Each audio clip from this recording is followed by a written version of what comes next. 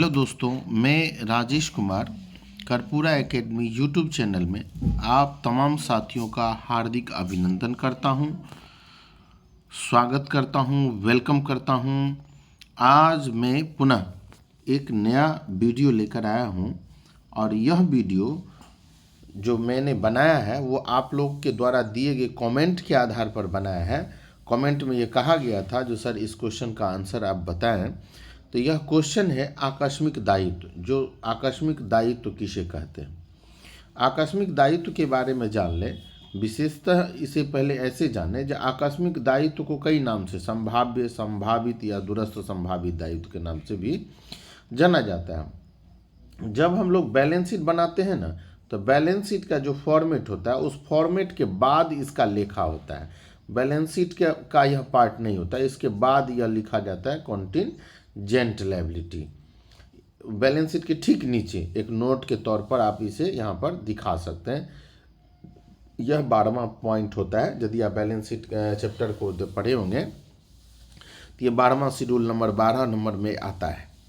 इसे balance sheet का part नहीं माना गया, यह वित्तीय विवरण का पार्ट नहीं होता है। अब सवाल है ये होता क्या है, आकस्मिक दायित्व तो कहते किसे हैं, यह तो हमको जानना है ना। यहाँ इसी के बारे में तो हमको लिखना है। तो हम जान लें कॉन्टिंजेंट लायबिलिटी आकस्मिक दायित्व ऐसे दायित्व हैं जो चिट्ठा तैयार करने की तिथि को देय नहीं होते हैं। यानी जिस डेट में आप बैलेंस शीट बना रहे हैं ना, उस डेट में वह लायबिलिटी आपको भुगतान नहीं करना है। देय मतलब होता है देना नहीं है हमको। जो चिट्ठा तैयार करने की तिथि को देय नहीं होता है, यह एक ऐसा दायित्व या खर्च है जो चिट्ठा तैयार करते समय, चिट्ठा का मतलब बैलेंस शीट, बैलेंस शीट तैयार करने की जो तिथि होती है, डेट होता है, जैसे 31 दिसंबर 31 मार्च, उस डेट में उसको देना, उस कर्जे का भुगतान करना नहीं होता है। अब हम लोग जानते हैं किंतु घटना विशेष के कारण भविष्य में देय हो सकते हैं। अब यहाँ में भी है, यह नहीं कहा जा सकता ये भुगतान होगा ही, लेकिन भविष्य में इसे भुगतान करना पड़ सकता है, इसका भुगतान करना पड़ सकता है। इसलिए इसको हम लोग आकस्मिक दायित्व कहते हैं, कॉन्टिंजेंट लायबिलिटी। ये 3 प्रकार के होते हैं, संभाव्य दायित्व, संभावित दायित्व या दूरस्थ संभावित।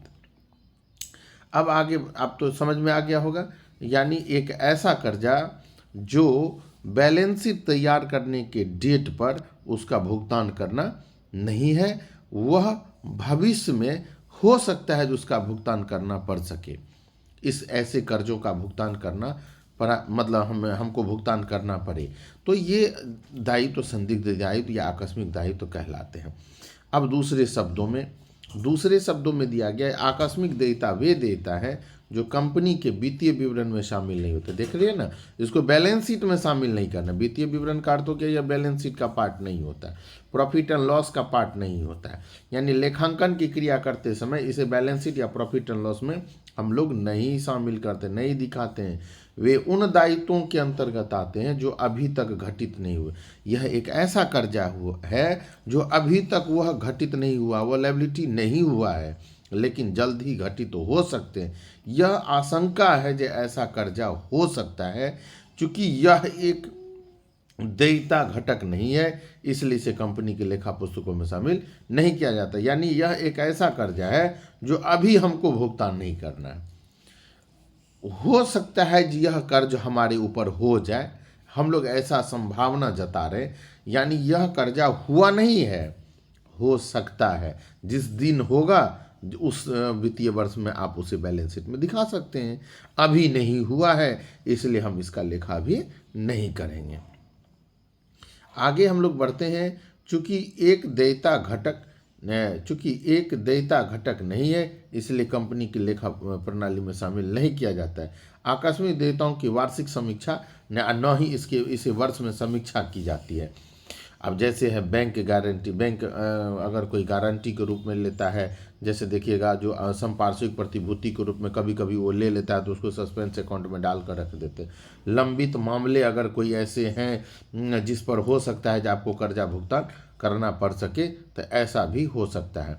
अब हमने एक सादा सा पेज इसलिए लिया है जो मैं यहाँ एक बैलेंस शीट आपको बनाकर दिखा सकूँ। यहाँ पर हम लोग अगर बैलेंस शीट बनाते हैं यहाँ पर अगर हम लोग एक छोटा सा बैलेंस शीट बनाते हैं तो बैलेंस शीट में हम आपको जानकारी दे दें, यह मान लीजिए हमारा बैलेंस शीट का टोटल हो गया, तो इसके नीचे में लिखा जाता है कॉन्टिंजेंट लायबिलिटी, कॉन्टिंजेंट लायबिलिटी। और इस बैलेंस शीट के पार्ट में हम लोग लिखते हैं ना, शेयर कैपिटल हो गया, उसके बाद नॉन करेंट लायबिलिटी हो गया, करेंट लायबिलिटी हो गया, है ना। इसके बाद हम लोग अगर देखते हैं तो एसेट साइड में क्या लिखते हैं, नॉन करेंट एसेट्स हो गया, करेंट एसेट्स हो गया, ये सब हमारा पार्ट होता है। और इसके नीचे लिखा जाता है कॉन्टिंजेंट लायबिलिटी, कॉन्टिंजेंट लायबिलिटी, यानी बैलेंस शीट का जब टोटल खत्म हो जाता है उसके बाद हम लोग इसका लेखा करते हैं। अब तो समझ में आ गया हो गया कंटिंजेंट। आकस्मिक दायित्व किसे कहते हैं, ऐसा दायित्व जो चिट्ठा तैयार करने की तिथि पर देय नहीं होते हैं। अगर हम 2 नंबर क्वेश्चन लिख रहे हैं, 2 नंबर का क्वेश्चन लिख रहे हैं तो हमको ज़्यादा डिटेल नहीं लिखना है। आकस्मिक दायित्व ऐसे दायित्व होते हैं जो चिट्ठा तैयारने की तिथि पर देय नहीं होते किंतु घटना विशेष के कारण भविष्य में देय हो सकते। ये 3 प्रकार के होते। अब हम लोग इसको जान लें, अब हम लोग इसको जानेंगे। फिर आकस्मिक दायित्व वे दायित्व हो जो कंपनी के वित्तीय विवरण में शामिल नहीं है, वे इन दायित्वों के अंतर्गत आते हैं जो अभी तक घटित नहीं हुए लेकिन जल्द ही घटित हो सकते हैं। अब ये बात आपको ध्यान रखना, अगर 2 नंबर में लिखना है तो आप यहाँ तक भी एक 2 नंबर आप इसका आंसर यहाँ तक लिख सकते हैं या आप इसको यहाँ तक लिख सकते हैं। दोनों में से कोई विकल्प आपको जो अच्छा लगे आप इसे लिख लीजिएगा। आपको यह वीडियो अगर अच्छा लगे तो आप इसे लाइक ज़रूर करें। और अंत में यह कहेंगे, अगर कोई साथी हमारा इस चैनल को सब्सक्राइब नहीं किए, सब्सक्राइब जरूर कर लें। और 12वीं का पूरा कंप्लीट सिलेबस मैं इस चैनल के माध्यम से आप लोगों को बताऊंगा जो फ्री होगा। तब तक के लिए धन्यवाद।